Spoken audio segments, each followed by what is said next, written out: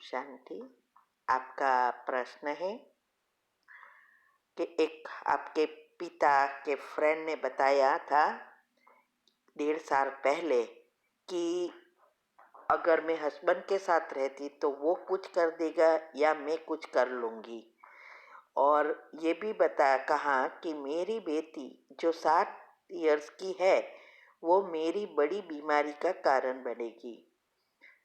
तो मैंने ये सब बताना कि बाद ही नोटिस किया कि जो मेरी माइंड की हालत होती है और जो बेटी को लेकर मैं अपसेट रहती हूँ, तो फिर ये सब बताते कनेक्ट हो जाती है।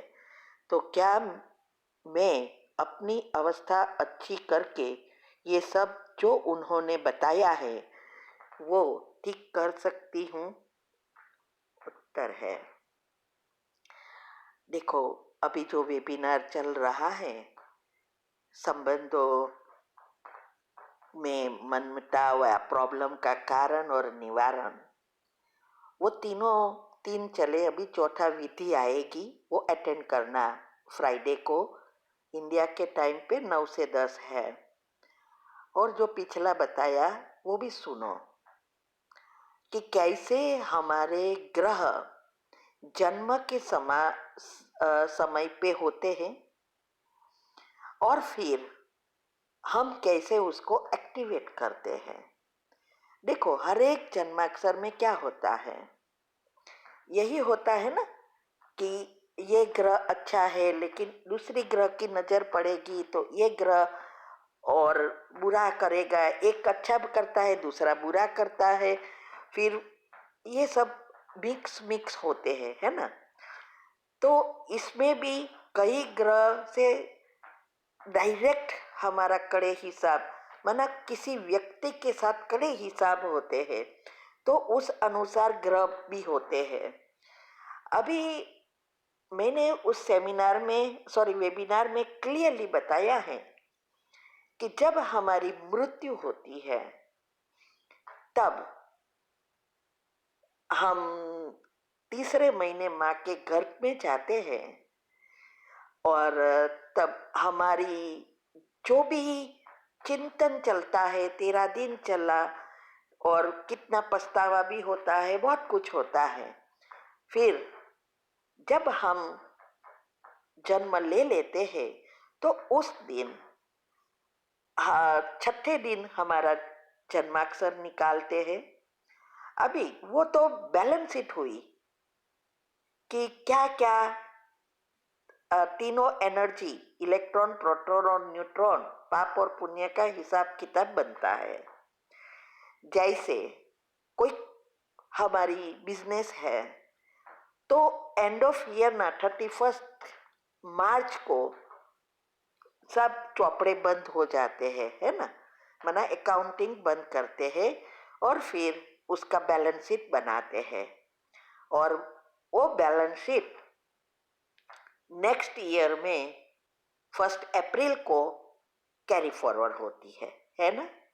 अभी ये जो प्रॉफिट और लॉस क्रेडिट फॉरवर्ड हुआ या क्रेडिटर डेटर्स फॉरवर्ड हुए, क्या वो दूसरे एंड ऑफ ईयर में सेम रहेगा? अगर आप बिजनेस करते ही नहीं तो सेम रहेगा, है ना। लेकिन आप अगर उसमें लास्ट टाइम में जो भी एसेट्स है उसमें बढ़ाने का ही पुरुषार्थ करेंगे ना, और प्रॉफिट बढ़ाने का ही हम प्रयत्न करेंगे, लॉस तो किसी को नहीं चाहिए। तो उस पुरुषार्थ अनुसार नए डेटर्स बनेंगे, नए क्रेडिटर्स बनेंगे, प्रॉफिट बनेगा। अगर हम बेपरवाही रहे तो लॉस ही लॉस होगा। तो एंड ऑफ नेक्स्ट ईयर में सारी बैलेंस शीट चेंज हो जाएगी ना। बस ऐसे ही हमारे ये जो भी जन्माक्षर निकालते हैं वो हमारा बिगिनिंग का कैरी फॉरवर्ड है, पाप और पुण्य का। अभी उसको अच्छा बनाना ये जीवन में या बुरा बनाना वो हमारे हाथ में है। बैलेंस तो निकल आई, लेकिन उसको एक्टिव करना या एक्टिव होने से पहले खत्म कर देना वो हमारे हाथ में है।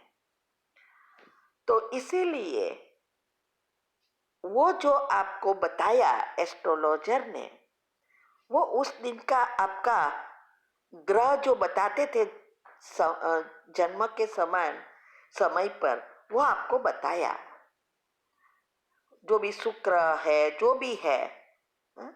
और याद रहे, पति पत्नी और बच्चे का सबसे अच्छा या बुरा हिसाब किताब ज्यादा होता है, और फिर हम ही उसको वही चीज का चिंतन करके प्रैक्टिकल में एक्टिव कर देते हैं और नए पाप बना देते हैं।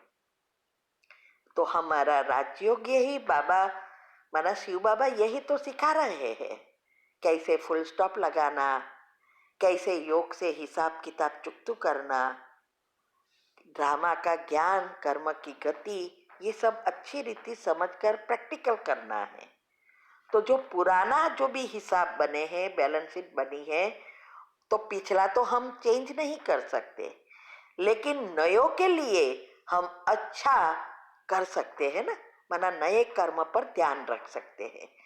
यही है जन्म और मृत्यु के बीच का जो भी कर्म है, उस पर हम एक्ट कर सकते हैं, और उसकी स्विच है संकल्प।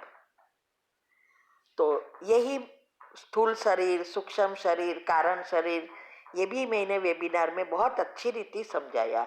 वो सब अच्छी रीति खुद समझो, तब ये कर सकेंगे। और नए को अच्छे में एक्टिव करना है तो योग की विधि मैंने बताई है, वो करो। संबंधों में कैसे मधुरता लाए, उसका मैंने वीडियो यूट्यूब पर भी रखा है कि तीव्र पुरुषार्थ ग्रुप में भी 18 वीडियो आती है। सब कुछ मैंने रख दिया है, जो हमने किया और यहाँ तक पहुँचे वो बताया है।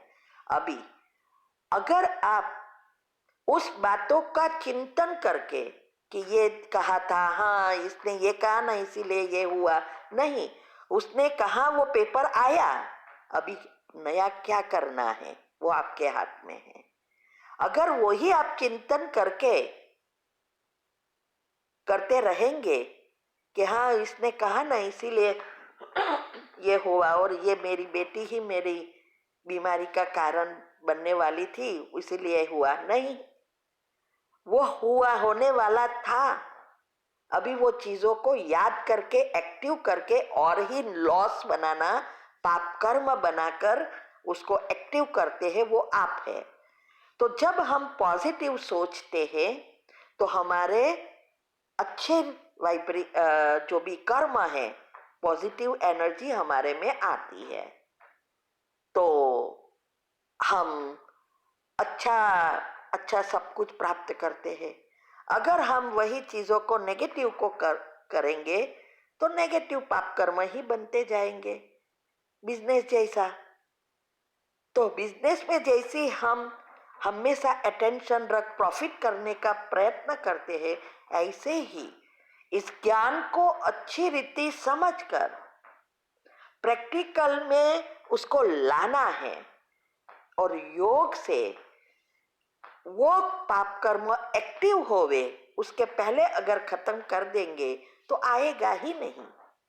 और जब कड़े कर्म आते हैं तब फुल स्टॉप लगाने के लिए ड्रामा का ज्ञान और कर्म की गति को अच्छी रीति समझकर फुल स्टॉप लगाकर अच्छा सोचकर पुण्य बना सकते हैं। तो वो आपके हाथ में है कि क्या करना है, ठीक है। तो आप इस बातों को समझकर तीनों खातों को मना शरीर को खत्म करने का पुरुषार्थ करेंगे तो कभी भी एक्टिव नहीं होगा। हमारे भी जन्माक्षर में बहुत कुछ लिखा था और बच्चों के भी, लेकिन हम पेपर आए और उसको खत्म करके अच्छे अच्छे ही बनाते गए तो सब कुछ अच्छा हो रहा है। फिर भी पेपर आता है, इसे ऐसा नहीं पेपर आएगा ही नहीं, इसीलिए किसी ने कहा है कि happiness doesn't mean that you are out of problem. Happiness means how you deal with the problem. And to deal with the problem, you need to balance your mind. And to balance your mind, you need to meditate. ऐसा नहीं है कि हम योग करते हैं, सब कुछ करते हैं तो कोई प्रॉब्लम आएगी ही नहीं और खुशी ही खुशी होगी, ऐसा नहीं है। खुशी का अर्थ यह है कि हम नए कर्म पर ध्यान दें और जब भी प्रॉब्लम आए तो हमारा माइंड बैलेंस हो, हमारी बुद्धि क्लीन एंड क्लियर हो कि मुझे क्या करना है। और इसके लिए ही ये मेडिटेशन जरूरी है और मेडिटेशन के लिए पॉजिटिविटी जरूरी है। तो ये बातों को आप अच्छी रीति अगर समझेंगे और वेबिनार अटेंड करो, बहुत कुछ समझ में आ जाएगा। ठीक है, ओम शांति।